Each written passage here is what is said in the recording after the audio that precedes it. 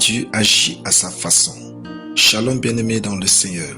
Notre méditation du jour s'intitule « Dieu agit à sa façon ». Dernière partie.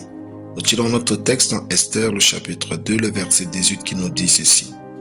Le roi donna un grand festin à tous ses princes et à ses serviteurs, un festin en l'honneur d'Esther. Il accorda du repos aux provinces et fit des présents avec une libéralité royale. Alléluia. Dieu ne va pas faire les choses dans votre vie comme il l'a fait pour les autres, car Dieu a sa façon d'agir. Esther est devenue reine, mais non pas qu'un homme de Dieu l'ait prophétisé ou qu'elle était dans une grande université afin d'apprendre à devenir reine. Soyez rassurés, votre histoire n'est pas celle des autres pour que Dieu fasse les choses comme vous le pensez. Apprenez au fond de vous à faire confiance aux méthodes uniques de Dieu pour que vous puissiez jouir de ses bénédictions.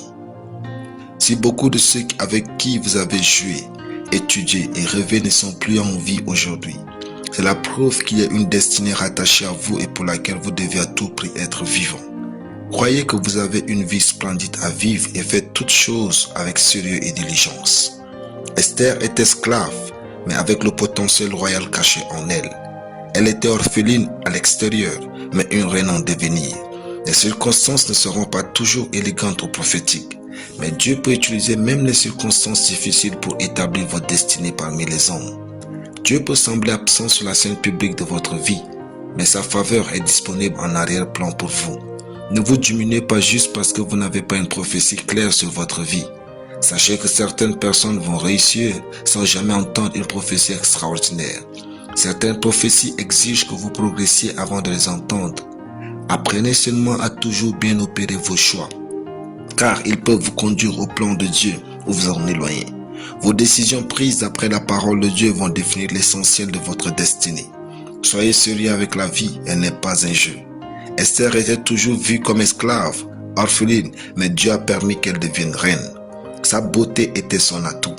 Quand elle fut reine, le roi donna un festin à l'honneur d'Esther. Si vous connaissez l'atout que Dieu a déposé en vous, vous allez trouver le chemin de votre royauté et Dieu va se glorifier en vous. Alléluia. Prions. Merci Père pour ta parole. Je vis la parole de Dieu avec audace au nom de Jésus. Ma vie est donc bénie et pleine de miracles au nom de Jésus. Amen. La lecture biblique en une année, Psaume 81 à Psaume 85. Soyez bénis, c'était le pain du ciel.